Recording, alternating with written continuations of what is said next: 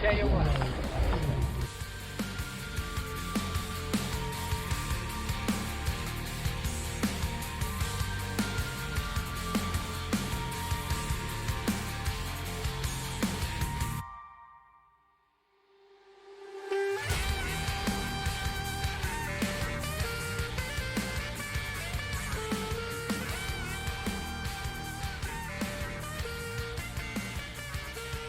All right, everyone. Welcome to episode 106 of the Retic Lounge. I'm Lucas, and we got Nathan here as well. For those of you that are maybe tuning in for the first time, welcome. For those of you that are listening, whether this is your 106th episode or maybe your 5th episode, this episode I think is probably, at least for me, I don't know about you, Nathan, but probably the most important episode that we've done. Yeah, I mean, without this person, truly wouldn't have the foundational animals in my collection. So this is a very important episode to me. It's one I think it was appropriate to wait on. Yeah, exactly. Now that we got somewhat of an idea of what we're doing, right? And there's been a lot of new information that's come of that we can finally do this episode, but this episode, we're honoring the life and the work that Ben Renick did. For those of you that don't know, Ben Renick was a python breeder that tragically was murdered. And we're going to get more into that, about that whole story. But, interesting enough, one of our Patreon members recommended that we do this episode talking about who Ben is and what happened, and I couldn't agree more, because there's so many people that are new at getting into retics, Nathan, that they've never heard of who he is, right? And and what he did for the community, and from all the statements we got from people, and we've been doing research for the last 3 weeks. We've never prepared this heavy for an episode. We've never looked up and fact checked things as much as we have for this episode. And I feel like for someone as important as he was, it's important that we can provide the information for the new people that are coming in to learn about who he was, what he was for the community, the things he did to establish some of the most prolific animals that we have today, just to name a few, Nathan. The first thing that comes to my mind is, the most recent achievement within some of his projects. And that's the albino anaconda. Yeah, the T positives that Megan Kelly, was able to produce. And that founding animal was from Ben. He also was huge in the early game of Superdorf retics, and that's why Nathan says that his animals come from Ben Renick's stock. And then for probably the most notorious in the retic community, he's known for the Renick Ghost reticulated python. And you want to know what's crazy about the Renick Ghost and him doing that is, I knew of Ben, I kind of knew what happened, but I ignorantly would kind of call them ghosts, right? Until you were coming into retics right as all of this kind of happened. Is that correct? Yeah. So 2017-ish is kind of when I started to come in, and that's when I found out that he was that he died, right? And then the investigation kind of opened up, and since then I've been kind of just keeping tabs with it. I wasn't fortunate enough to ever have a relationship with Ben, but many people were. But yeah, the Renick Ghost, and I at times would just refer to them as ghosts. And as I started realizing the whole situation and hearing from people how good he was, I very quickly started calling them Renick Ghosts, kind of putting respect where respect is due. This episode, we're going to go into the life of Ben Renick. We're going to go into contributions, what he stood for, and also go into, the tragedy that happened. But before we jump in any further, Nathan, if you have anything to say about the introduction, I do want to share a new little announcement for the Reptile Lounge Network. The Reptile Lounge Network is going to be we're going to have Cold Blooded Cafe as a sponsor. Talk to Chris Foley, and he's got our code generated, but we're still working on the backgrounds of the production scene to make sure we can make it like an official sponsorship. But I wanted to let everyone know who's listening, we're going to have a code out there that's going to give you guys 20% off on your rodents and your chicks and anything else that you get from Cold Blooded Cafe. And for those of you that do use Cold Blooded Cafe, you guys know that they're at the top of the game when it comes to rodents. They have the cleanest rodents out there, and just overall great quality. So once we get that production behind the scenes to create their ad and get that banner with their discount code, the Reptile Lounge Network family is going to have access to that 20% off. So shout out to Cold Blooded Cafe. Thank you so much for supporting us and letting us support you. And another shout out to our Patreon members. We've had I think we've had 6 new members over the last couple weeks, and gaining traction and getting some more people in there. And Nathan, I got messaged by one of them and today, and said the work that we were doing was just kind of that same old thing that keeps us going with this. So I just always want to say thank you to you guys that are supporting us with your hard work money, because we know this economy sucks right now. Yeah, it's always cool to get those messages. I think I know who you're talking about, but shout out to our Patreon if you want to join. Like Lucas said, link in the bio. Whether you've poured your heart and soul into your reptile business or you've just begun your business journey, AE Foundry has you covered with next level expertise in graphic design, motion graphics, videography, photography, and so much more. If you've been dying for a new logo for your reptile business, motion graphics for your current logo, a new website, or need assistance making your video podcast come to life, then listen carefully. AE Foundry's mission places storytelling at its core. AE Foundry believes that a distinctive story and background are the driving forces that set your brand apart. In today's market, consumers seek more than just products. They crave a connection built on trust with the brands they cherish. AE Foundry is committed to empowering small businesses and fostering authenticity that resonates with their consumers. Reach out to them and let them help you craft a visual narrative that helps establish a genuine and lasting connection with your audience. To contact AE Foundry, email them at aromero@aefoundry.com or on Instagram at AE Foundry. When it comes to housing your retics, trust me, you're going to want an enclosure that will be just as strong and durable as your reticulated python. The Heartland Reptile enclosure is next level tough and will outlive you and your retic by several generations. Heartland Reptile enclosures are designed and manufactured out of powder-coated aluminum to provide the highest quality and longevity available in the reptile enclosure. What makes them even better is they are lighter than your PVC and plastic enclosures out there and are extremely tough. Stop playing around with plastic enclosures for your large constrictors and step up your enclosure game with the Heartland Reptile enclosure.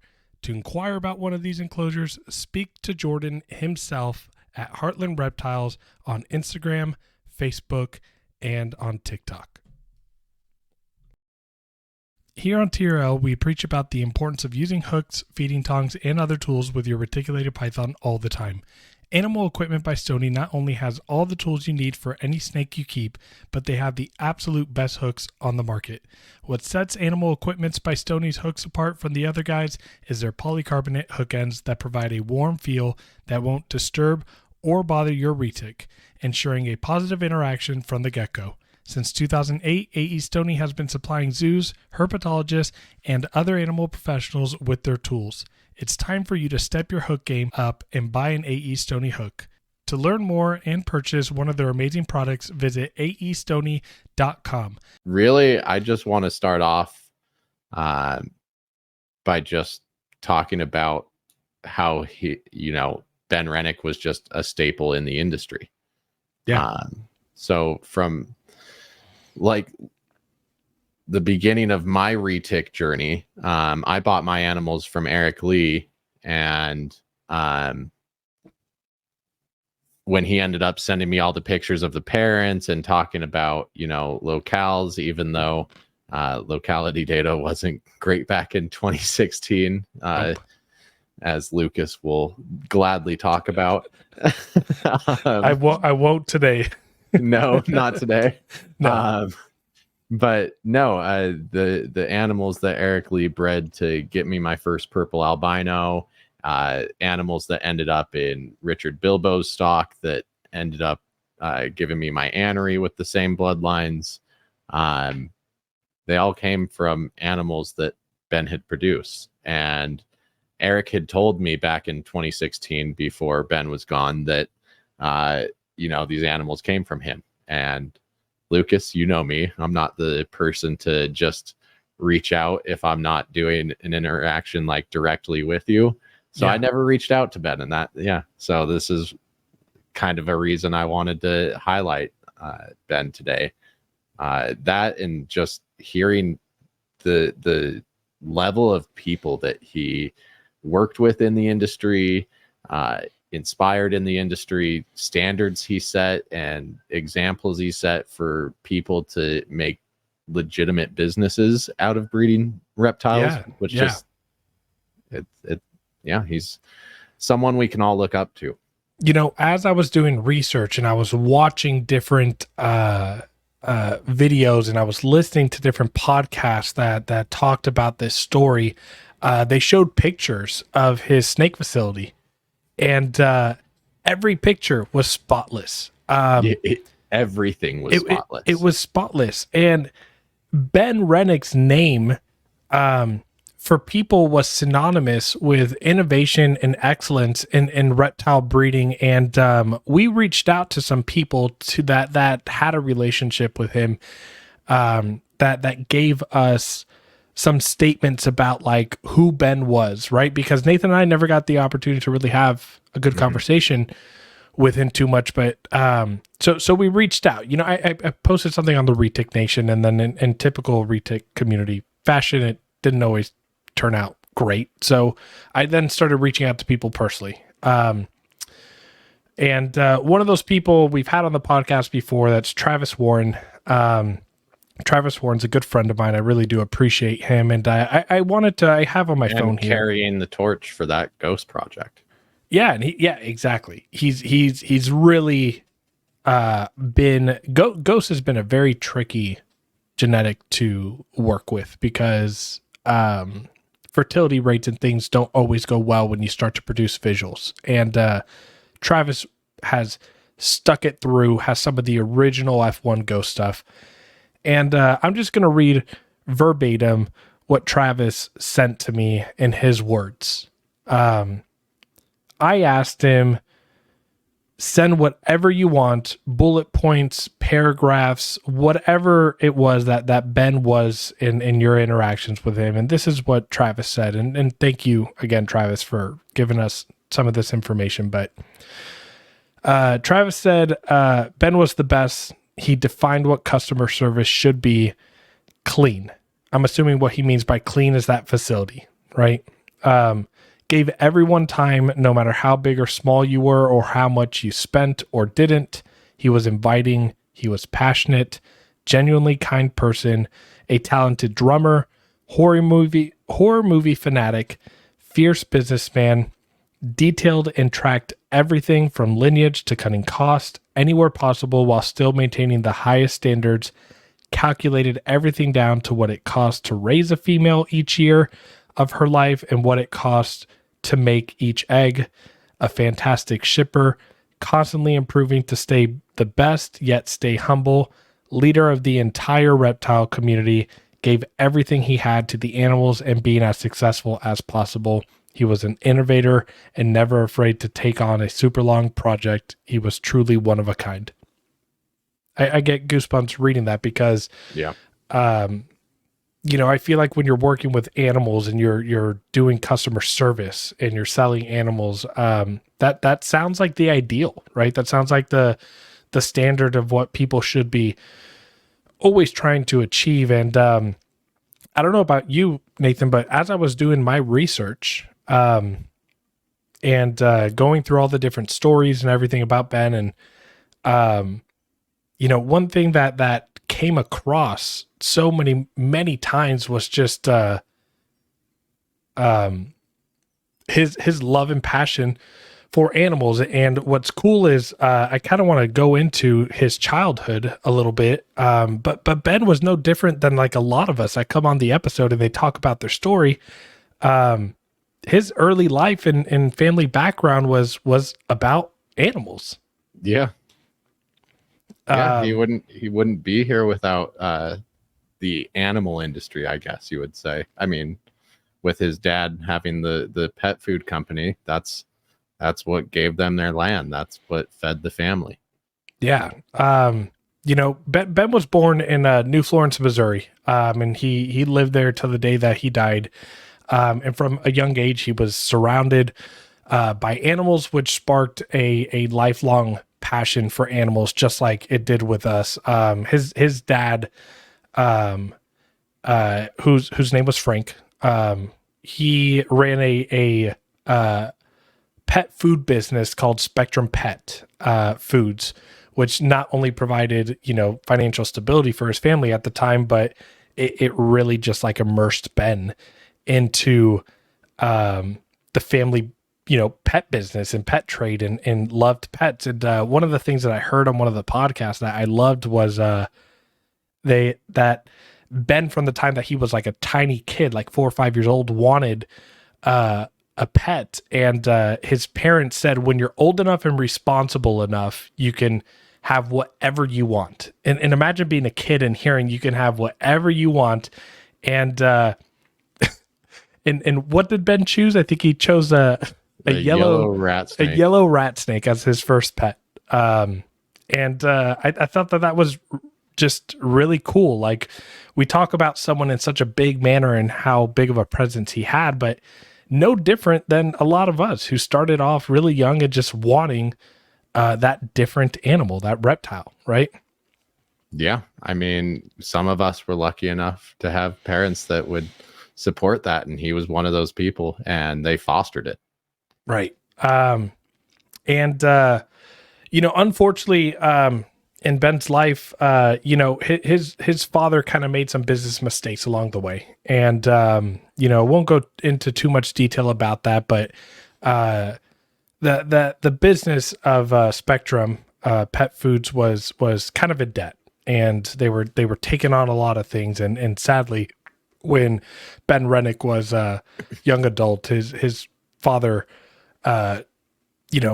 just had so much stress going on, and unfortunately ended his life because of the amount of stress, that just the burden of everything that was going on. And this was already when Ben kind of had the facility going, but that's when he inherited like this I think it was 72 acres in Missouri, and that's when he really ramped up and built Renick Reptiles. Yeah. And I mean, before the, demise of Spectrum, Ben's father, talking about support, was investing into the start of Renick Reptiles and really believing in what Ben was doing. So I believe Ben was a big help. And then also his brother, he had an older brother, Sam. Sam was really like Frank's right-hand man. He did way too much at the office, it sounded like. Yeah. Basically was helping run that company, maybe even more than Frank at sometimes. Yeah. And so, but I don't know what their relationship was totally like, unfortunately. Yeah, so I did, I looked at that and listened to a bunch of podcasts, and at least from what I'm hearing from the podcast, and by the way, we'll drop links of the different, we're going to give a lot of surface information about like the relationship and about the investigation and the murder of Ben Renick. They grew up and they were really close and tight from my understanding. And as they aged, they kind of got a little bit further apart. But what I found that was really cool was Sam, his brother, was not a fan of the snakes, was scared of snakes, like was like not a snake person, right? Which is common for most people, right? Like not being a snake person is okay. That's like the norm. Is it okay? Is it okay? But what was really cool was that his whole family backed him, it seemed like, when it came to his reptile business. And I don't know, when you live in a family that fosters this support and belief in a kid and in a young adult, I think that carries a lot of weight to like your goals and aspirations, right? If as a kid and as a young adult you're told you can't, you believe that. I think part of it for Ben was he was undeniable. I mean, beyond just liking and being passionate about the reptiles, I mean, as a parent, how could you deny his level of keeping and his level of, striving to be a better reptile breeder, be a better keeper? Like, I think the proof was in the pudding with him a little bit. Right. Now, from my understanding with Ben and Sam's relationship, just as they grew older, they kind of grew apart, and mainly what they did was they spend their weekends together to go fishing. Ben had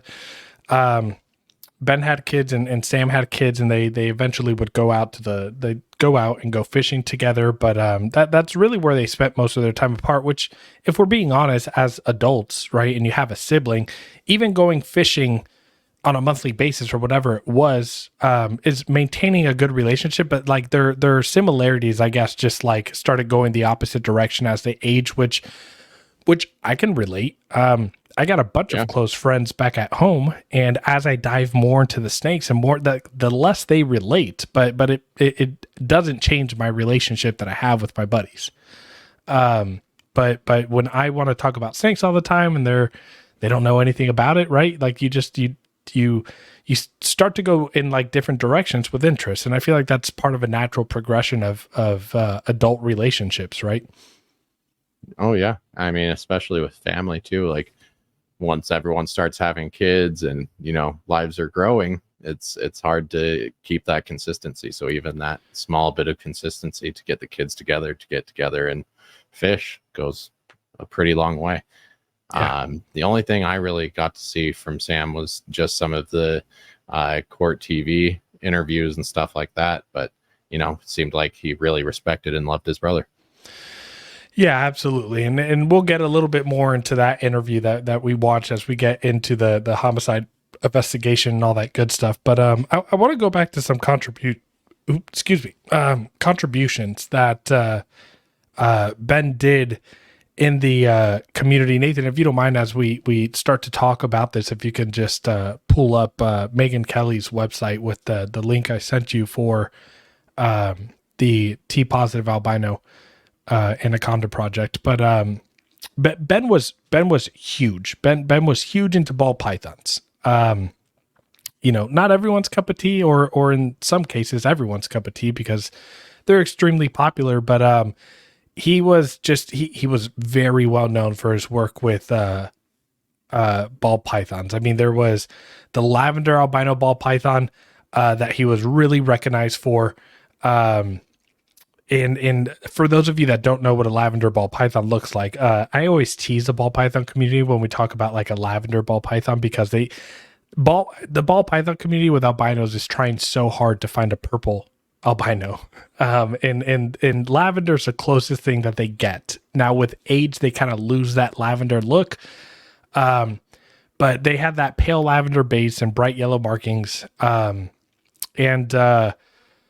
he also had the coral glow banana ball python market. Ben was, he really refined and worked on coral glow. Now I'm not sure, ball python people make a comment in here, but coral glow, and then is that the same as banana? I'm not sure if it is. I can't remember the controversy on that one, but I know there's something with coral glow where it could be also another gene, or another gene interacts differently. That's sorry guys, not my wheelhouse. Not my wheelhouse. I'm not even going to pretend. But if it's similar to banana or whatnot, but to me, I think banana stands out as probably the most like affordable and beautiful pet ball python. You can go to any PetSmart and find a banana ball python at a PetSmart, and they call it a fancy ball python, right? Hey, when I got my first ball pythons, I think bananas were still $600, something like that. I mean, dude, I remember I was 14 years old when I wanted to get into breeding ball pythons, and I got a spider and I got a pastel, and banana was really hot on the scene. Spider, Enchi, and Mojave. Mojave was huge too. Yeah. But I remember banana at that time. I remember when banana went for like $15,000. And I fell in love with it. And then I looked and I was like, oh, that's a little too much. I didn't even have a job. And that's when I realized, you know, my little kid brain is like, I could become rich breeding ball pythons, right? Oh, that fantasy came way later in life for me. Right, exactly. But I will say that when I did see that price tag, that let me know, like, hey, maybe I can breed snakes down the road and it can make me money. But he also was a really big part of genetic stripe and piebald projects that he worked with. And what's really crazy is that you know, and we might get a little bit more into this later, but at one point, Ben, you know, not too long before he was killed, was striking up a deal with that hockey player. I forget his name. Rob Leonard. No, Leonard. Leonard? Okay. Yeah, he played for the Buffalo Sabres.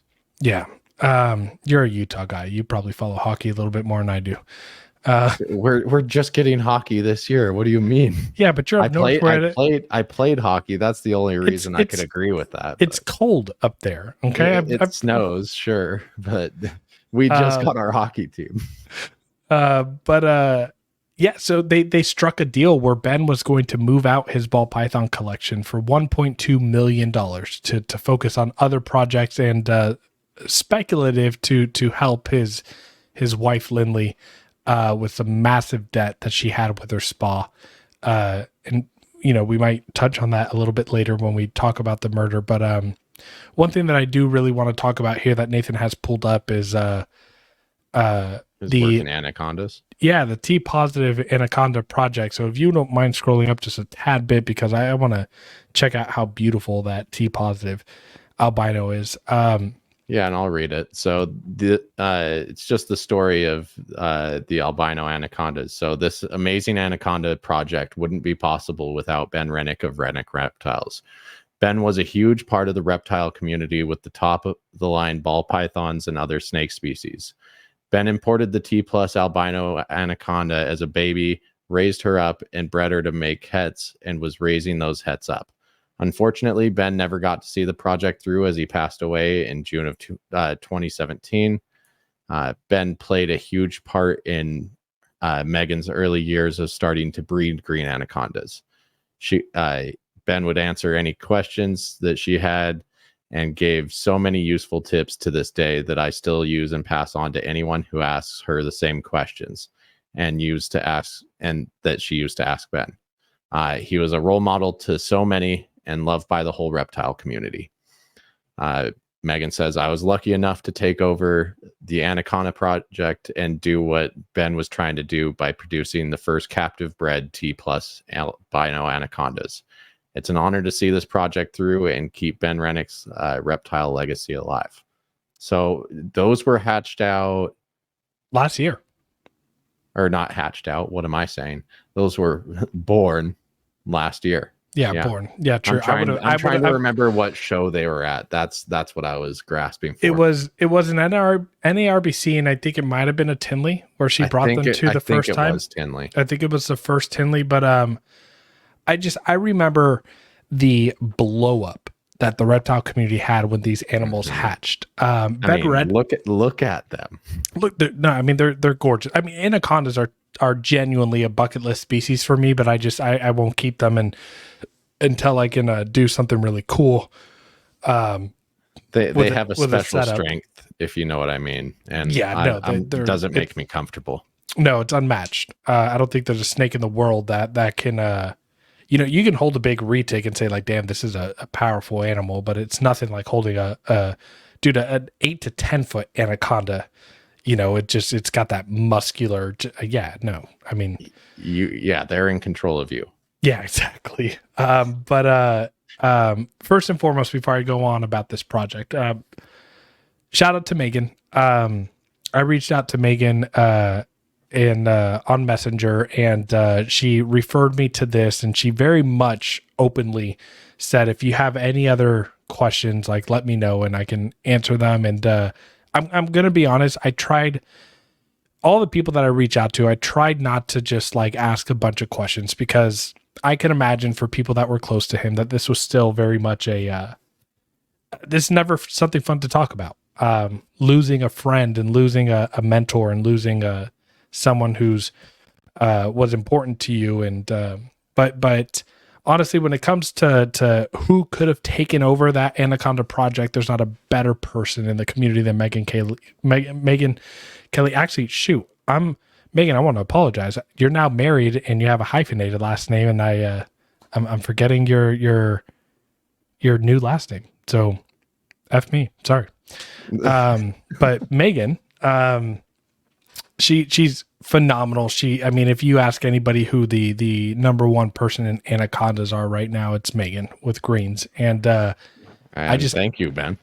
Like, yeah, that's insane. Like, I knew that he had a part in the Super Dwarf Retics because, that was something personal to me. But then, like, hearing about this years later after his death, it's insane to still see his contributions, like, paying off years and years later. Yeah. And I mean, we talked a little bit about his retic contributions, but for those of you that like have heard of Renick Ghost, Renick Ghost, in my opinion, whether it's hypo or albino, is probably one of the most striking to me. And they're an albino that takes it takes years. It kind of ages like fine wine, right? They're born, you see some purples and yellows, and you see a little bit of that like bone white ghost color. But man, as they turn into adults, they look like no other albino out there. They have this bone white head, striking orange eyes, flooded with these light lavender purples that are very hypo-like, and vibrant yellows, in my opinion, have made some of the best anthrax albino combos with Ghost. And that's why we call it the Renick Ghost. Ben was the one who hatched the first Renick Ghost. That is his project, and it's such a profound and difficult gene to work with. And shout out to Travis again for carrying on that legacy, and for those that still work with it. I know Aaron Ingalls and Gabriel work with it a lot. It's a project that requires patience. And you know what I'm kind of excited for, Nathan, is that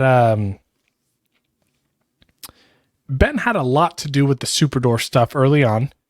Yeah, I want to pull up my pictures. Let's see. This is the sire, and then this is the dam. These are the animals. You're not sharing the screen. What? Oh, I am, but I'm not in the screen. There's the dam, and then here's the sire of the animals that produced both my purple albino and Anery retics. They're both 75%. Well, we found out later we're 75% Calatoa and 12.5% Jampea, thanks to some efforts with Garrett Hartle's digging. We were able to trace down locality data from the original Canadian importer, but these are the two original animals that Ben was working with and sold off to Eric Lee, and that produced my purple albino. So, right. And you want to know what I'm most excited for? As I was saying, is that we finally got some people that are bringing the Renick Ghost in with the Superdorf. Mm-hmm. And I can only imagine that Ben working with Superdorf and with Renick Ghost was eventually going to go that route.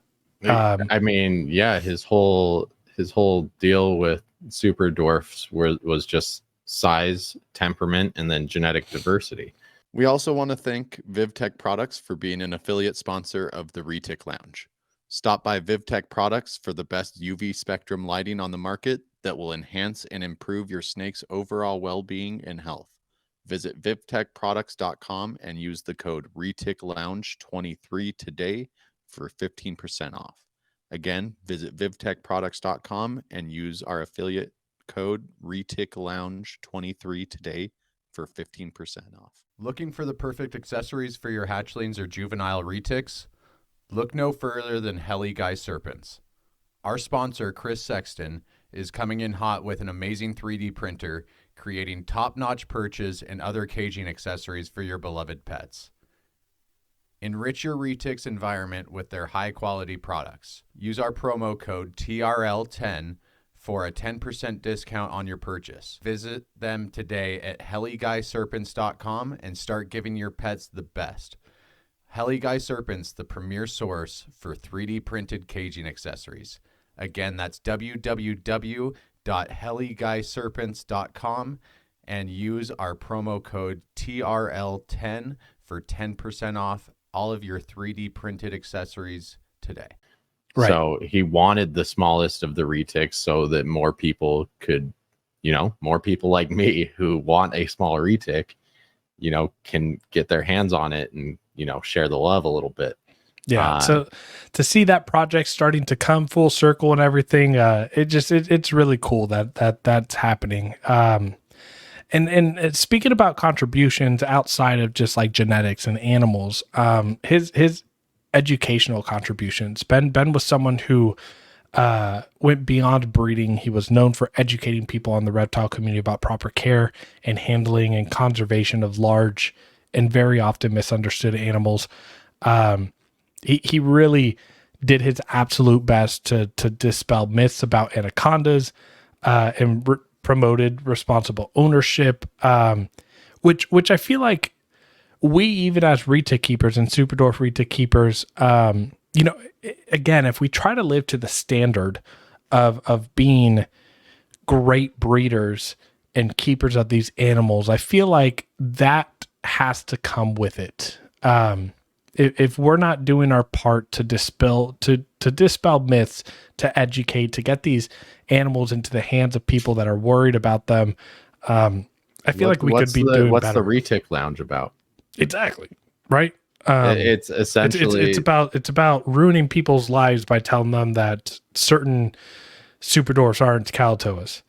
Well, that too, but I mean, carrying on the message of responsible ownership more than anything. And right, even though it is potentially a small retic, it's not meant for everyone. And being able to educate people, if you are the right person for this animal, I think is something that is really just carrying on some of the educational efforts that he already put forth. I forget that we do that. I forget that we also educate and we don't just talk shit on here every week. But that's a good point. I try not to. That it's a good point. So I don't know, Nathan, do you want to go into a little bit about like mentorship and influences that he had and like people that he knew and that he worked with and people that were close to him? Yeah, I mean, as you heard in Megan Kelly's little statement, he worked with tons of people around the industry. Travis even said it himself, didn't matter if you were spending any money with him or, we're spending, $1.2 million to acquire a ball python collection. He was going to spend his time, talk with you and, educate as much as possible.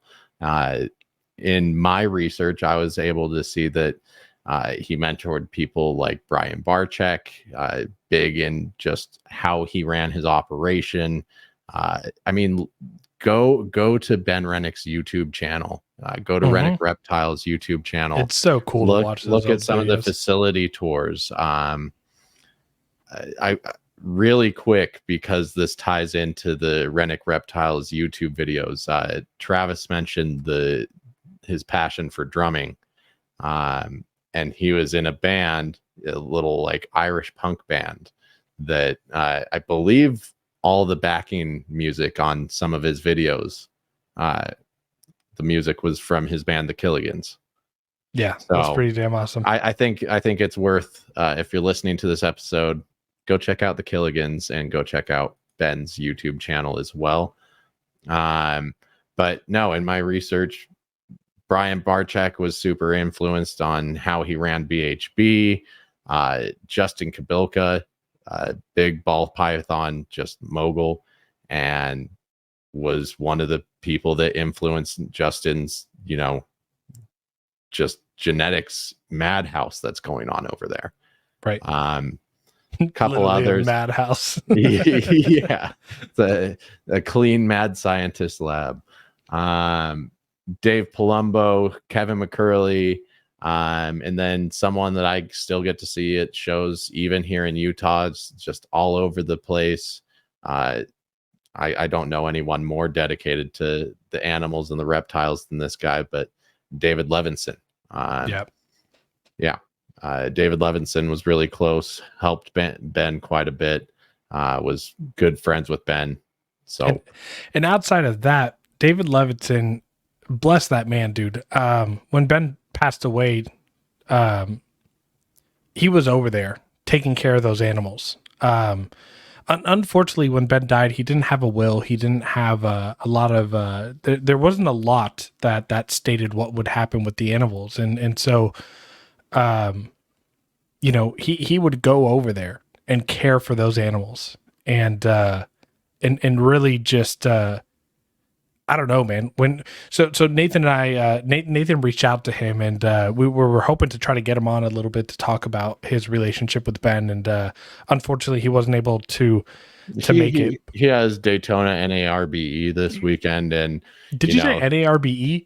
Yeah, it's the North American Reptile Breeders Expo. Oh shoot! Okay, yeah, my bad. Damn. Yeah, get learnt, son. Whoops. Get learnt.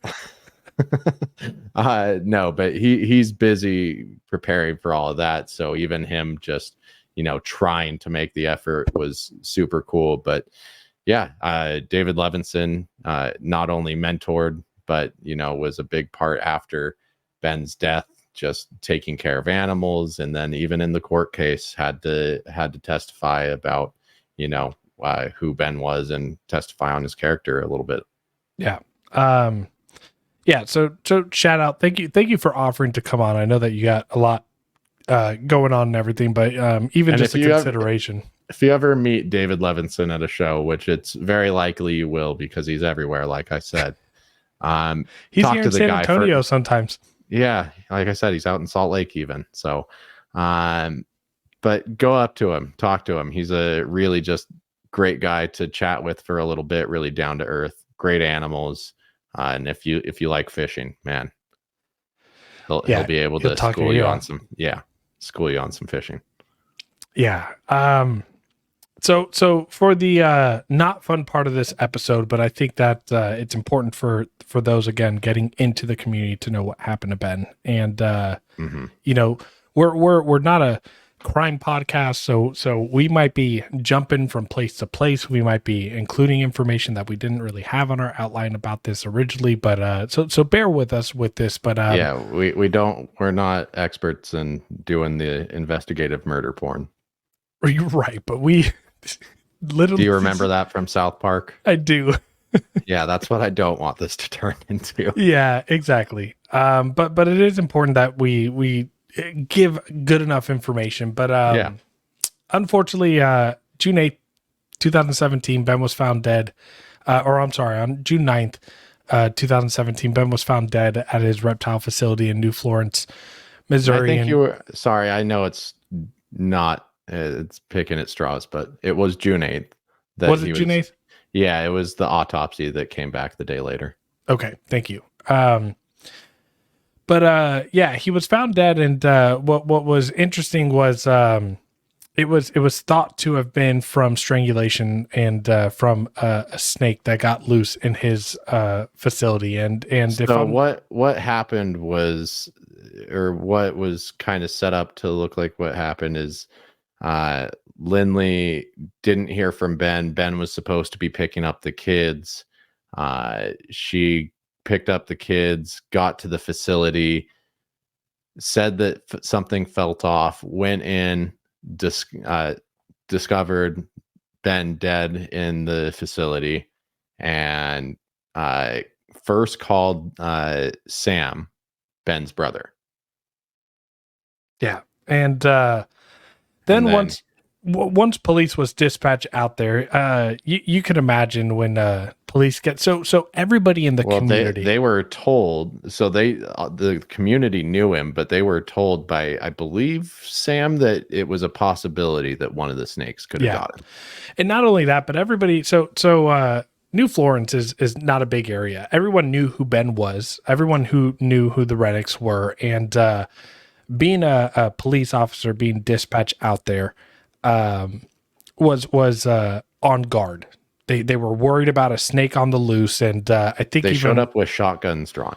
Yeah, they showed up with shotguns drawn. I remember there was a audio tape that's out there that you can, if you do enough research and digging. But one of the police officers is like, keep your eye out, watch your asses for a big snake.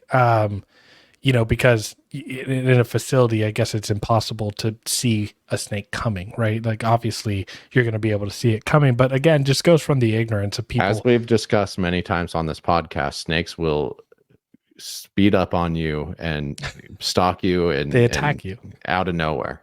Mm-hmm. You'll never have time to react. Right.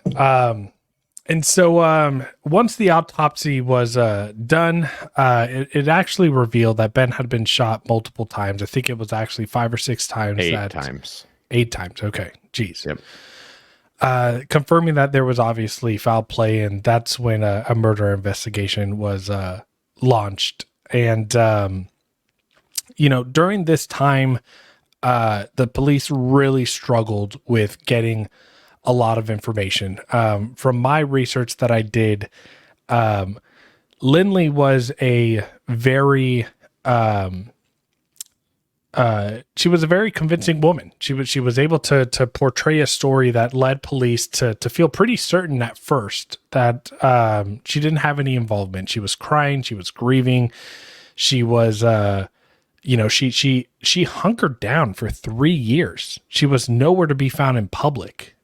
She really put on this portrayal that she didn't have any involvement with the murder investigation. And at one point, she even talked to investigators, and she started mentioning Sam, which is Ben's brother, and this argument that they got into, and about like the land and the property and selling it, and that they got into a heated discussion. And down the road, when Ben talked to investigators and showed them the text of the back and forth, it actually revealed that not Ben, or I'm sorry, Sam, down the road, that it wasn't a heated conversation. Sam was just worried about struggling with meeting ends meet to pay for the property that he was staying on their property. And so the police for a decent while were kind of stumped.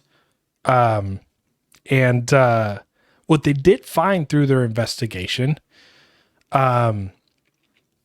was that Lindley and Ben's relationship was unfortunately not the best. They were struggling financial difficulties because of Lindley's day spa. She was a massage therapist. Esthetician, massage therapist. Yeah. I think they did nails there. It was just like a little day spa. Yeah. Had a day spa there. And then come to find out through text messages and all these different things that Lindley was having an affair. And there was a lot of debt. I think at one point in some of my research showed that Lindley was about $200,000 worth of in business debt. And there were conversations with Sam and with Lindley with Ben and with Lindley, that Ben had basically told her, like, hey, no more lying, be honest, because Lindley was doing a good job of putting off that everything was okay. And she actually told investigators, when investigators questioned her about the debt, that it was nothing unmanageable and that everything was okay. And this was after she lost her husband, who was the one with a successful business. And all that pressure that was going on with Lindley, combined with a life insurance policy on bed, provided a little bit of motive for the police to really dig in a little bit more, and that's what led to them bringing Lindley in for a polygraph test. Nathan, I don't know if you remember in your research or in one of the podcast episodes that we listened to, the polygraph test that she took. No, for whatever reason. She took a polygraph test and absolutely failed in every aspect. And even with the polygraph still on, asked her, "How do you think you did?" And she said, "I think I did pretty well." And that even came back. Now, and again, we're not a murder podcast, but I feel like I have to say this, just like every murder podcast does. Polygraphs don't hold up in court. Polygraphs aren't something that can cause a jury to convict someone of murder, but it's a tool that people use. But I think there's a lot to say about that. I mean, nearly every question was a lie on there. And so the police had a large suspicion that she had something to do with Ben's passing. And do you want to talk a little bit about maybe just some of the motive? We did talk a little bit about Rob Leonard and his investment into acquiring some of the ball python collection.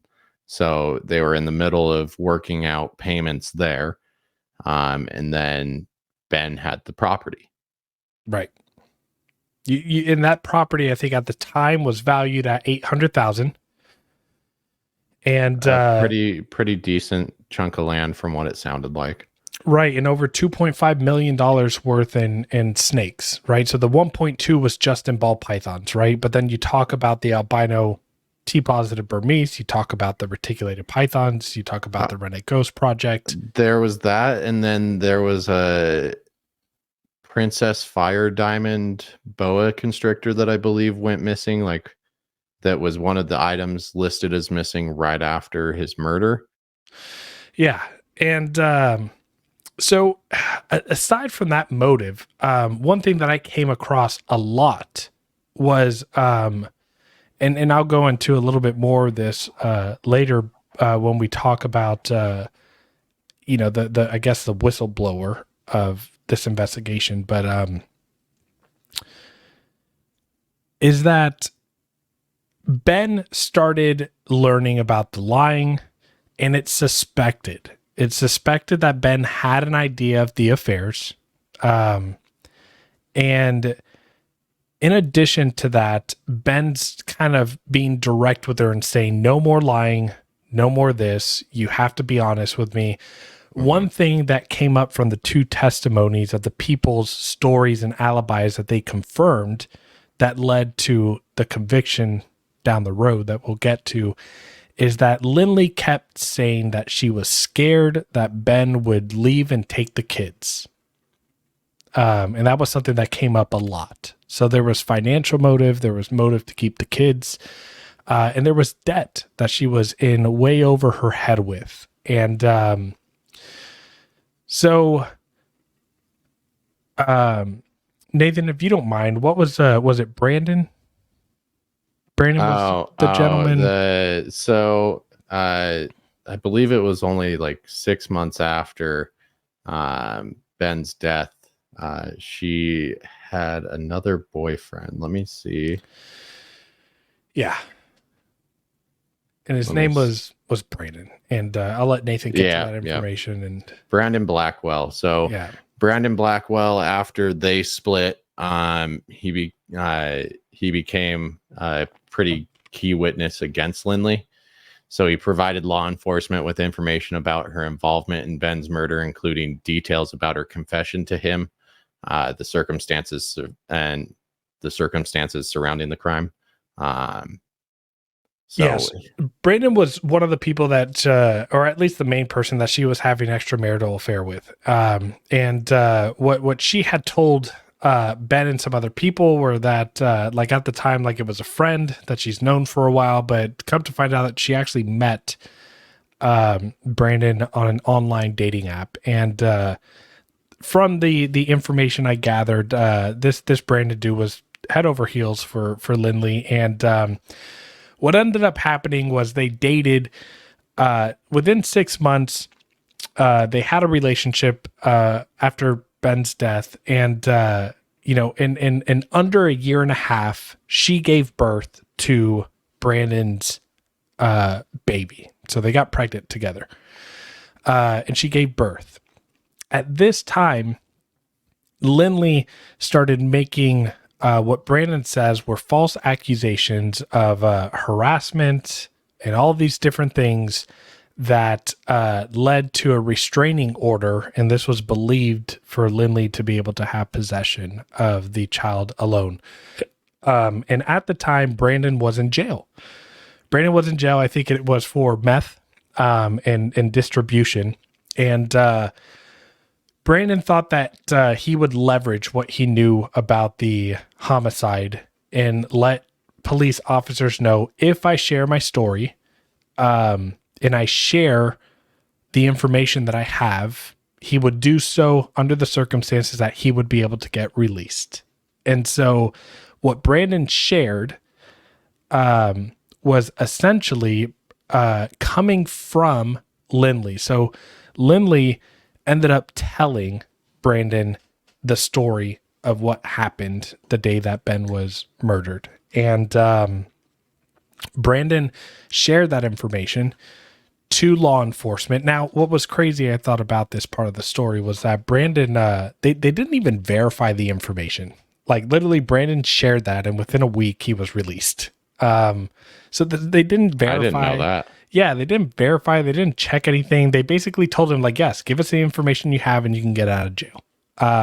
Which, I don't know, not the best decision, but it was useful, very useful information.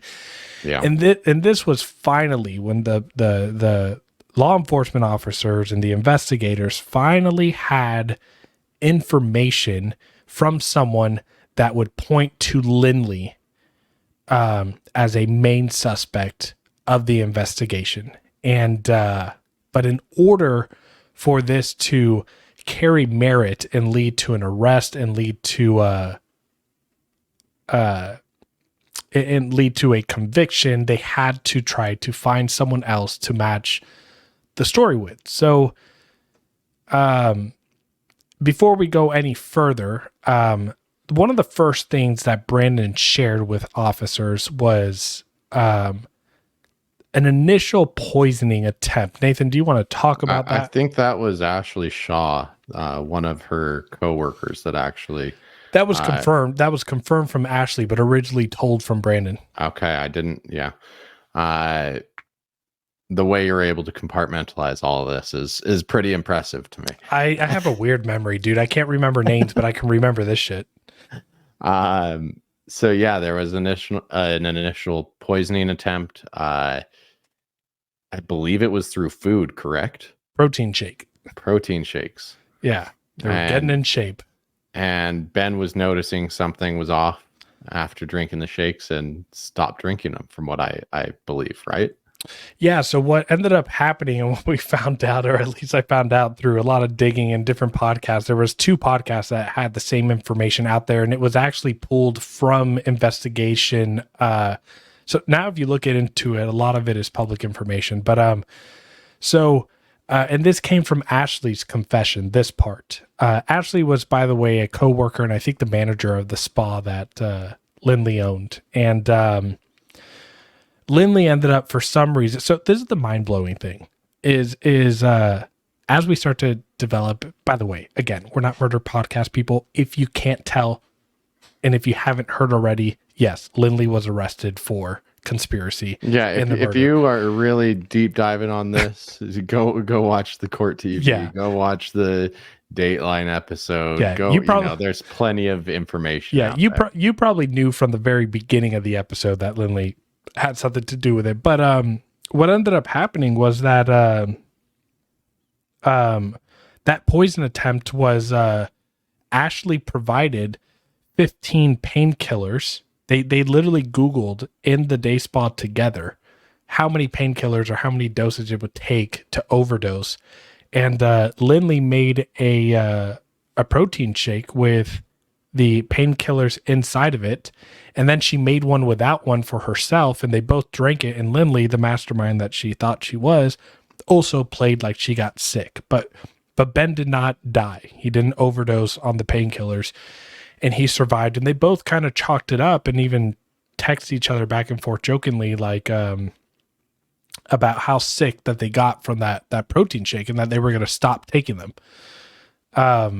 So that was kind of the first attempt, and Brandon shared that information and Ashley confirmed it. And but to get to the point of what the story eventually was, that was confirmed through Ashley and Brandon's telling, was that Lindley was saying that she was really worried that Benjamin found out about the debt and found out about relationships, and was scared that he was going to take the kids and leave, and he had the financial assets and everything to take care of the kids, and she was worried about that. And so what she did was she reached out to an individual named Michael Humphrey.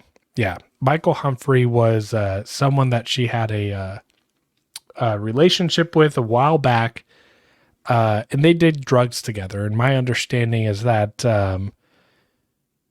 she reached out to Michael after he had just gotten out of jail, again for a drug charge, and said something along the lines of, "You owe me a favor because you got me addicted to drugs." And she had this conversation with Michael Humphreys about planning a way to kill her husband, Ben Renick. And so the way that the story went was that Michael Humphrey drove over to the day spa and picked up Lindley, and he forgot to stop and get gas. So they stopped and got gas at the Pilot 66, which was verified through receipts from the investigators. And he was going to bring a gun, and they were going to go over to the facility and kill Ben. And unfortunately, right now, I think the conviction is on Michael Humphreys, who was the one who pulled the trigger. He was arrested for like the actual firing of the gun, but there is some his story on his testimony when he got convicted was that she did it because he met Ben.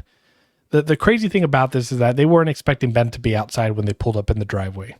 Lindley introduced Michael as an old friend from high school, and Benjamin thought it was weird, or Ben thought it was weird, and he decided to give him a tour because that's what Lindley said. Like, hey, he wanted to come see the snakes. His story was that he got cold feet, didn't want to do it because he had talked to him, and so she grabbed the gun and killed him. She says the opposite, that she went outside to take out the trash and she heard screaming and gunshots. And if you listen to some of the podcasts about her story of it all, it sounds ridiculous. There's even an audio clip that they pull of what her story of what happened. It doesn't make sense. It just doesn't. But so once that story from Ashley and from homeboy, what's his name, Brandon, was confirmed, they did arrest them for the murder of Ben Renick, and the trial He was killed in 2017. Their trials didn't start until Michael Humphrey. He started his trial in August 2021. He was found guilty, like we said, of first-degree murder. So, actually firing the weapon with evidence showing his direct involvement with the crime. And then Lindley's trial wasn't until November of 2021. It went a little deeper into her planning, her motives, but despite their team's attempt to shift blame onto Humphrey, the jury still found her guilty on second-degree murder. The crazy part to me pisses me off is she got 13 years on the second-degree murder, and then 3 years on criminal charges. So only 16 years for all of this. She's going to be 40 years old when she's released from jail. I'm sorry, but for most people, that's you still have half of your life to live. I'm almost there, And we're older than Ben was when his life was taken from him. Yeah, that to me is infuriating. And unfortunately, the way that the Missouri justice system works is that the jury convicts, right? They find the plea, whether it's, or not the plea, but they find the verdict of whether it's guilty or not. And then they are the ones, like the verdicts are the one that decide the sentence. And one of the most chilling interviews and videos that I watched was that court TV document where you can actually hear the judge speaking to Lindley and telling her, like, this is not, basically it's not enough time. And like, I hope that when you get out, you just don't continue to murder people. The judge was pissed off and not happy about the sentence. And to be honest, whether she pulled the trigger or not, if she didn't have the motive to have him dead, he'd still be alive. Yeah. And that's the tragedy with it. It's a huge tragedy that Ben's no longer with us in the reptile community and with his family and kids. But for me, I think just as big, if not bigger, of a tragedy is sure, she spends 13 or 16 years in jail. That's not okay. That's not justice. Period. And you want to know what's twisted about all this? The reptile community started a GoFundMe for Lindley. There were people doing auctions on animals to get money out to Lindley and the kids before any of this came out.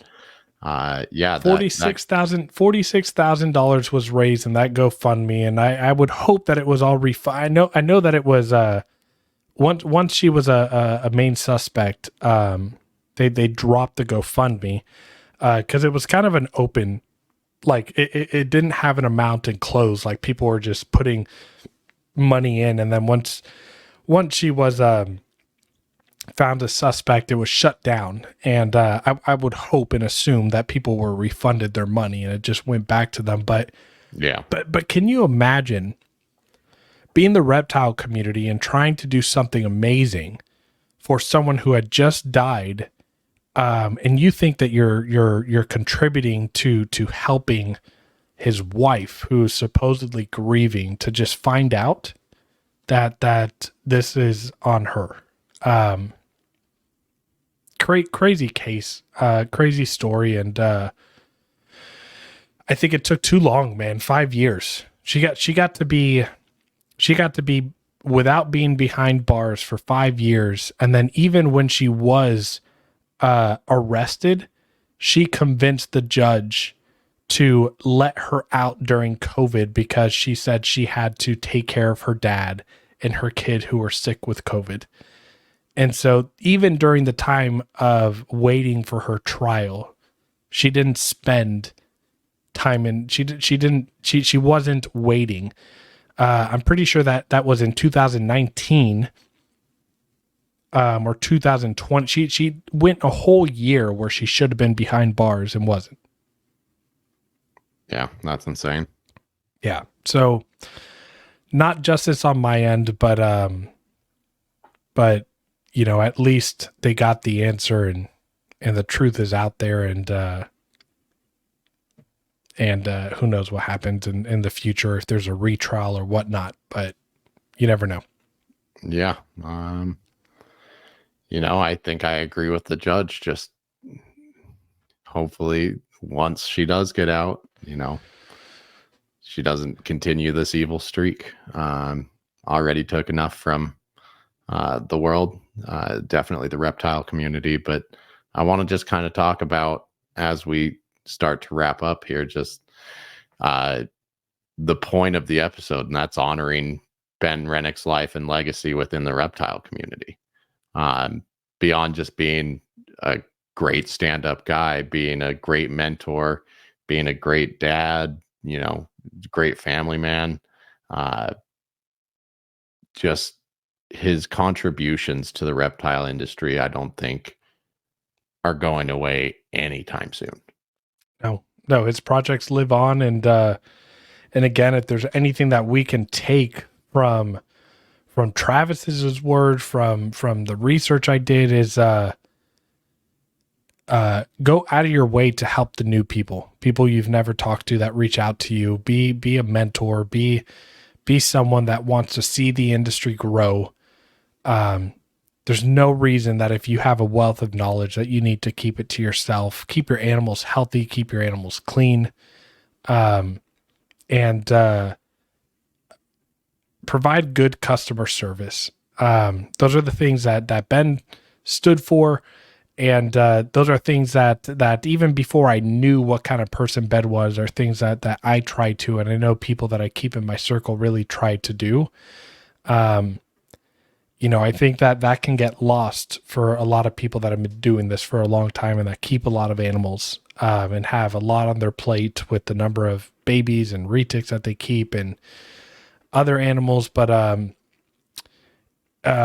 it's I guess the overall message of what I hear from Ben is just be kind, right? Is be kind to others, and give people the time of day if you have the available time, and do right by the animals, and you'll do well in the industry. You know, even if you never find a line or you never find a morph or anything, that Ben was spearheading and just like was an innovator and really just like took large scale breeding to the standard it should be.